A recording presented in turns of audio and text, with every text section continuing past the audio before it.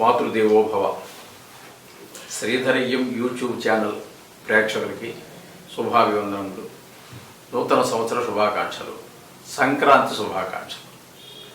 ఇప్పుడు మనము తులారాశి వారికి ఈ వారం అంటే 14/1/2024 నుండి 20/1/2024 వరకు ఈ తులారాశి వారికి గోచార రీత్యా ఏ ఫలితాలు ఏ విధంగా ఉంటాయి, ఎన్ని గ్రహాలు యోగిస్తాయి, ఎన్ని గ్రహాలు అననుకూలంగా ఉన్నాయి అనేటటువంటి విషయాన్ని ఇప్పుడు మనం తెలుసుకునే ప్రయత్నం చేద్దాము. ఈ తులారాశి వారికి ఈ వారం చాలా చాలా సుఫలితాలే కనిపిస్తూ ఉన్నాయి. ఎందుకంటే ద్వితీయంలో శుక్రుడు అనుకూలమైనటువంటి ఫలితాలు ఇస్తూ ఉన్నాడు. అట్లాగే తృతీయంలో రవి కూడా చాలా మంచి ఫలితాలు ఇస్తూ ఉన్నాడు. అలాగే తృతీయంలో కుజ సంచారం జరుగుతున్నది. కుజుడు కూడా మంచి ఫలితాలు ఇస్తూ ఉన్నారు. ఇక ఆ రవి మీకు ఒక్కరోజు మాత్రమే ఉంటారు. ఆ తర్వాత ఆయన చతుర్థంలోకి మకర రాశిలోకి ప్రవేశిస్తూ ఉన్నారు. అక్కడి నుంచి ఆ ఫలితాలు వేరుగా ఉంటాయి. ఇక్కడ బుధుడిని తీసుకున్నట్టయితే ఈ బుధుడు తృతీయంలో మంచి ఫలితాలు ఇవ్వజాలడండి. ఇకపోతే పంచమంలో శనీశ్వరుడు స్వస్థానంలో ఉండటం చేత శుభ అశుభ ఫలితాలు రెండు కూడా ఉంటాయి. శుభ అశుభ ఫలితాలు రెండు ఉంటాయి. స్వక్షేత్రం కాబట్టి పూర్తి పాప ఫలితాలు ఇవ్వదు.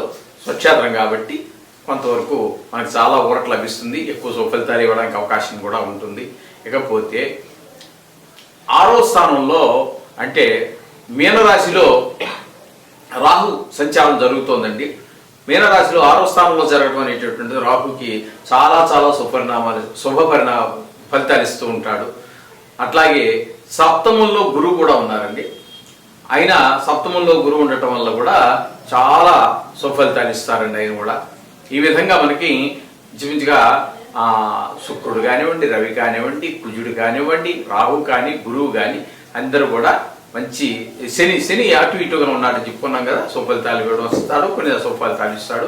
మొత్తం మీద 6 గ్రహాలు మనకి ఈ తులారాశి వారికి అనుకూలమైనటువంటి ఫలితాలు వచ్చేటువంటి అవకాశం ఉన్నదండి. ఇకపోతే ఒక బుధుడిని ఒక కేతువు మాత్రం మనకి అంత అనుకూలమైనటువంటి ఫలితాలు ఇవ్వజాలరు. మొత్తం మీద ఈ వారంలో వీరికి అన్ని రంగాల్లోనూ విద్యాభ్యాసం విషయంలో కానీ, ఉన్నత విద్యల్లో చదువుకునే వారికి కానీ,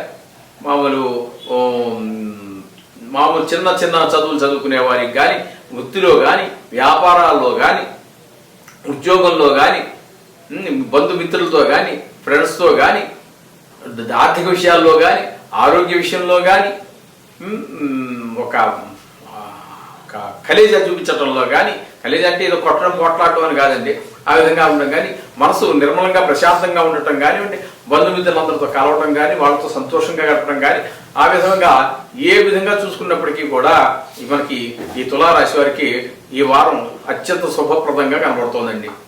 అందుచేత ఇక మనకి కొంచెము అననుకూలమైనటువంటి గ్రహాలు మాత్రం ఒక బుధుడు, ఒక కేతువు మాత్రం కనిపిస్తూ ఉన్నాయి. ఆ రెండింటికి కూడా కొంచెం ఏదైనప్పటికీ కూడా మొత్తం మీద మన నవగ్రహాల యొక్క ప్రార్థన ప్రతిరోజు చేసుకుంటూనే ఉన్నాము. అదే విధంగా కానివ్వండి, అది అంత మాత్రం చేత బాగుందని చెప్పేసి ఏదో మీద నుంచి ఇంత బంగారం వచ్చి మీద పడుతుందనో మరి ఏదో అయిపోతుందని అనుకోక్కర్లేదండి. ఏది కూడా ఎంతవరకు జరగాలో అంతవరకు జరుగుతుంది. మరి ఏదో ఎగిరిగెత్తేయాల్సినంత పని ఉండదండి.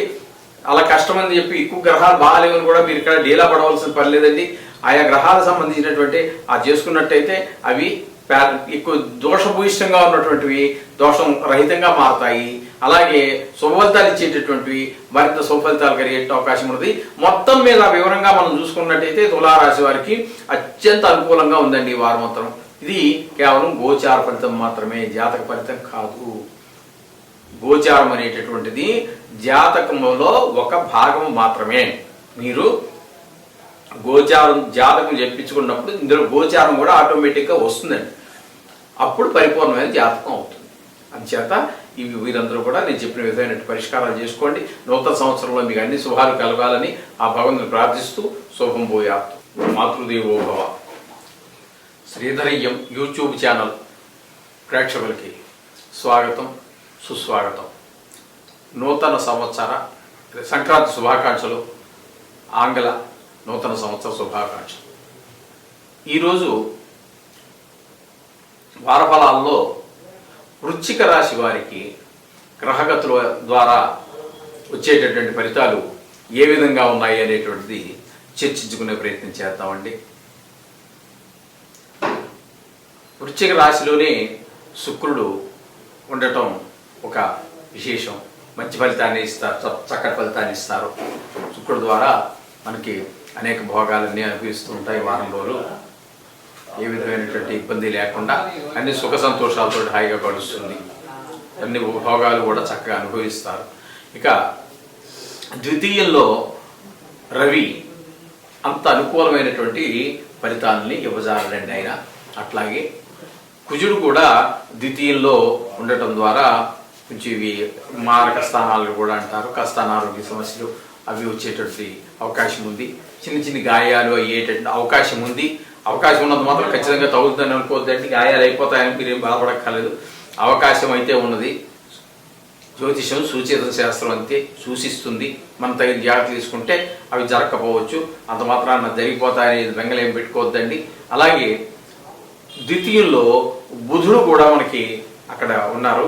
ఆ ద్వితీయంలో బుధుడు మనకి అనుకూలమైనటువంటి ఫలితాన్ని ఇస్తారండి ఆయన. అంచేత మనకి కాస్త వృత్తి వ్యాపారాల్లో, ఉద్యోగాల్లో వాటన్నిటిలో కూడా మనకి చక్కటి ఫలితాలు కనిపిస్తాయి. అలాగే ఇక పంచమంలోకి వచ్చేటప్పటికి చతుర్థంలోకి వచ్చేటప్పటికి శని భగవానుడు ఉన్నారండి. ఈ చతుర్థంలోకి వచ్చేటప్పుడు శని భగవానుడు ఎప్పుడైతే ఉన్నాడో ఇది అంత సుఫలితాలు ఇవ్వదండి. శుభఫలితాలు ఇవ్వదు. వారఫలాలు కాబట్టి అంత లేదు. కానీ మామూలుగా కానీ సంవత్సర ఫలితాలు అవి తీసుకున్నట్టయితే దీన్ని మన జాతకం కనుక తీసుకున్నట్టయితే దాన్ని అర్ధాష్టమ శని అంటారు. గోచార రీత్యా నడుస్తుంది కాబట్టి. అలా కాకుండా ఇది మనకి గోచారమే కాబట్టి ఇది మళ్ళీ రేపుడుకో ఎల్లుండికో మళ్ళీ మారిపోయే అవకాశం ఉంటుంది. ఏమి కంగారు పడక్కర్లేదండి. శని భగవానుడు మనకు సరి అయినటువంటి శుభఫలితాలు ఇవ్వజాలడు. అట్లాగే పంచమంలో రాహు ఉన్నారండి. పంచమంలో అంటే మీనంలో రాహు సంచారం జరుగుతుంది. రాహు వలన కూడా మనకి ఈ వృశ్చిక రాశి వారికి శుభ ఫలితాలు రావండి. ఏంటంటే ఏవో అట్లా కొన్ని మనసు ఒక నిలకడ లేకపోవటం, ఇటువంటి చిన్ని చిన్ని ప్రాబ్లమ్స్ ఏవో వస్తాయి. అట్లాగే షష్టమంలో గురువు ఉన్నారండి. షష్టమంలో గురువు కూడా శుభ ఫలితాలు ఏమాత్రం గురువు కూడా మంచి ఫలితాలు ఇవ్వజాలరండి ఆయన.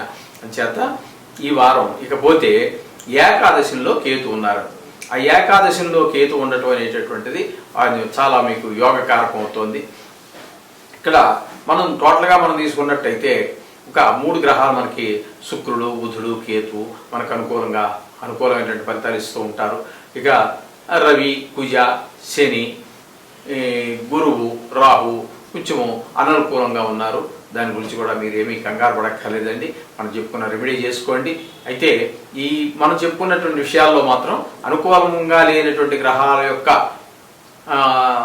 కారకత్వాలకు సంబంధించినటువంటి ఆరోగ్య విషయంలో కానీ, గాయాలు తగిలేటటువంటి డ్రైవింగ్ చేసేటటువంటి విషయాల్లో కానీ, అలాగే ఈ శనికి సంబంధించినటువంటి కారకత్వాల విషయాల్లో కానీ, అలాగే గురువుకు సంబంధించి డబ్బులు కొంచెం ఆదాయం తగ్గేటటువంటి విషయంలో కానీ, ఇకపోతే రాహు వల్ల మనస్థిమితం లేకుండా పొద్దుటకు ఆలోచన, మధ్యాహ్నం ఒక ఆలోచన, సాయంత్రం ఇట్లా ఆలోచనలు కూడా రకరకాలుగా పోతుంటాయి. వీటన్నిటి విషయాల్లో కొంచెం జాగ్రత్తగా ఉండండి.